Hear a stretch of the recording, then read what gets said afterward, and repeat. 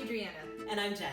And welcome to another exciting season of Two Moms in the Kitchen. This season is sure to bring you some great new recipes, many tips and tricks for working in the kitchen, a whole lot of good conversation, and a great deal of fun.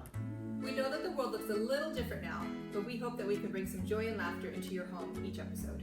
We are so excited to be back.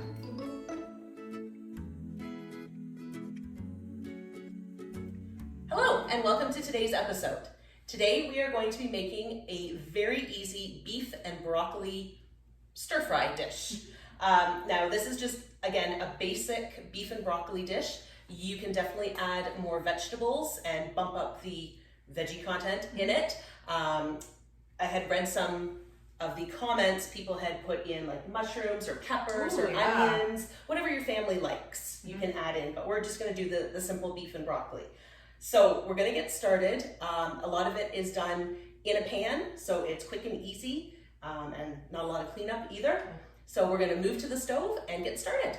Okay, so we're over at the stove. Now you can use any large pan that you have, like a cooking pan. I've actually got kind of this wok-shaped one, which comes in really handy when you're doing kind of stir fries and stuff like that, because everything stays contained in it. But if you don't have it, no problem. Just use whatever you've got. Okay, so we're going to add a tablespoon of just vegetable oil and get that going in there, warm it up a bit. And what we're going to do is add to this 2 cups of broccoli florets. So I've got fresh broccoli here that I just chopped up into bite-sized pieces. If that's too much, frozen works just as well. All you want to do is just defrost it. You don't want frozen broccoli in there. So just give it a quick defrost in the microwave, chop it up, and you're good to go. Okay, so we're going to put that in there. And we are going to cook this for approximately 4 minutes. We just want it tender crisp. So it's starting to smell a bit fragrant, and it gets a little bit more vibrant green. That's how you know that you're on your way. So we will be right back and we'll show you what that looks like. Okay, so the broccoli has been cooking for about 4 minutes. As you can see, it's nice and vibrant green here, so that's what we want. Okay, so now what we're going to do is add some great aromatics to it. So we have 2 teaspoons of minced ginger. Ooh, delicious. Yes, and the smell is just amazing. So I think we've mentioned this tip before, that if you do have to buy a large piece of ginger, to put it in a baggie and stick it in the freezer. And then when you need it, just grate it. You can grate it with your box grater, you can grate it with a microplane, whatever you want, to get your 2 teaspoons. Yes, teaspoons, there we go. It's been a day. Okay, and then we want 1 teaspoon of garlic, but of course, because we all like garlic, we're gonna add a bit more in there. Nothing wrong with that. That's great. I'm just gonna turn this down just a smidge, and we're just gonna cook this for about 30 seconds, just to incorporate all the flavors. You just wanna keep that garlic and that ginger through, get it mixed in with your broccoli. Smells good. And then what we're going to do is, now that this has cooked and married all together, we're going to transfer this to a plate because we've got to do some other cooking. I told you it was a 1-pan dish, which is fabulous. That's the best. Yes, less mess to clean up. Okay, so I'm just going to put that there for 1 second. We're just going to take a piece of tin foil and just to keep it on the warm side, but the smell already is amazing. Okay, so now what we are going to do, let me just check the recipe to make sure. Okay, I need to wipe this clean with a paper towel. Quickly, there we go. All right, and next what we're going to do, whoops, try not to burn the broccoli. All right, we are going to add the remaining bit of oil into the pan, and now we are going to cook the meat. So because we wiped it out, we're good to go. And what we just want to do with the meat is season it with salt and pepper.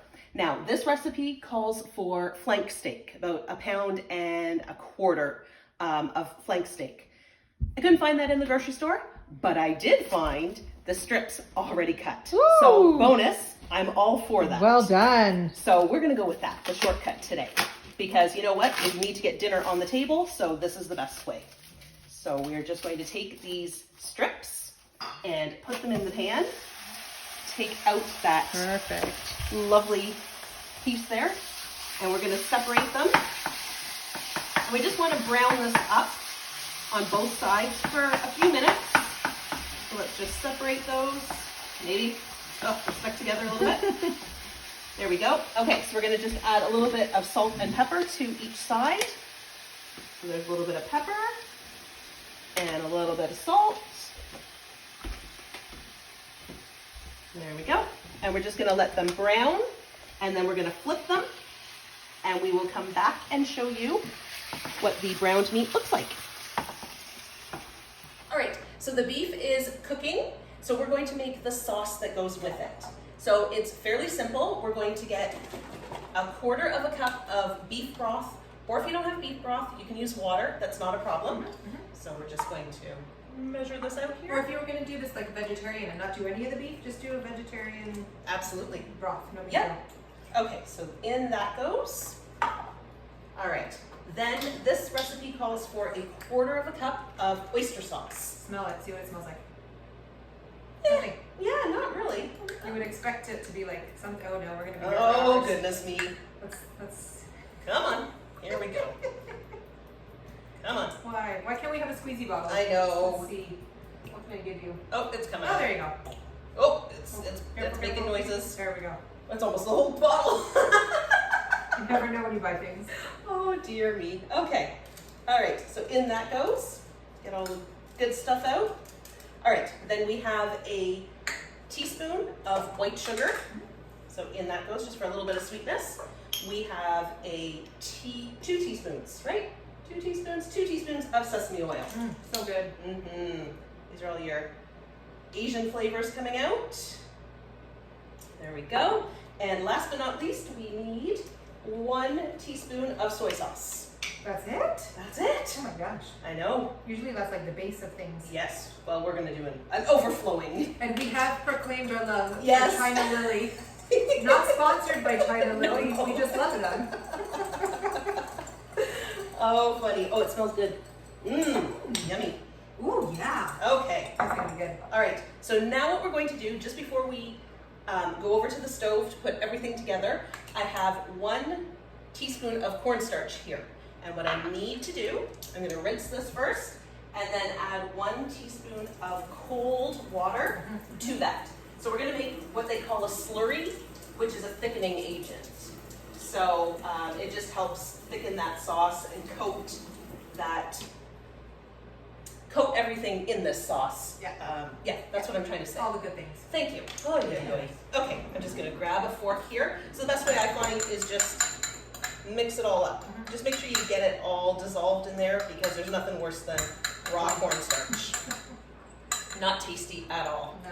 In moments of panic, when I've made like a chili or something like that, this will cure anything. Yes. You do the same slurry and you pour it into a chili or a stew that's just a little too watery. It doesn't take much. No. You just need a little bit and it just thickens it up nicely. You'll be set. Exactly. Okay, so we're going to go back over to the stove and assemble everything. Okay, so we're back at the stove.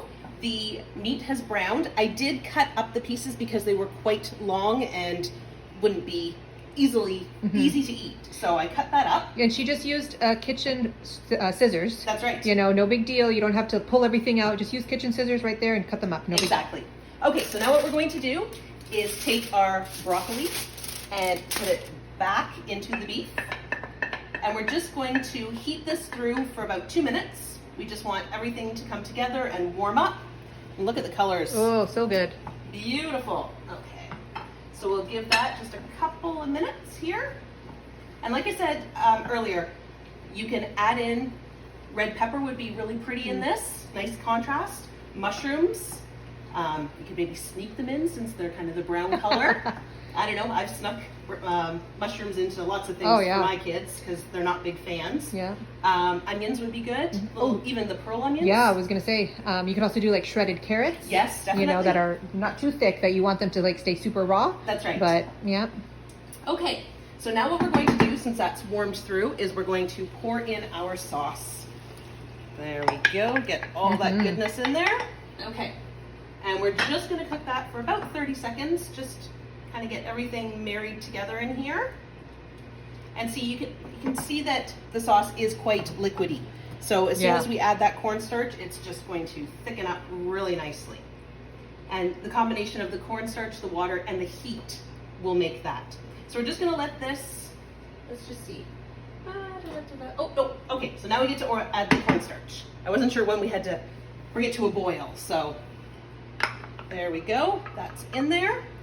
So now that the cornstarch is in there, we're going to bring this up to a boil, and that's when the thickening starts. So sometimes it takes a little bit of time, you have to have a little bit of patience, but it's gonna happen soon-ish. Anytime now. It'll come together. What do they say about a watch pot? Oh, Never it's boils? true. It's true. Same with stir fry. All right.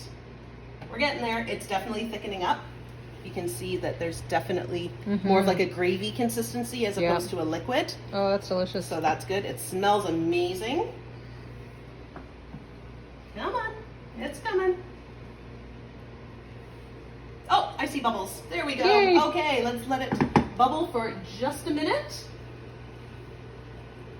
Yeah, we're gonna cook that cornstarch out just to make sure. Again, we don't want that raw flavor in there.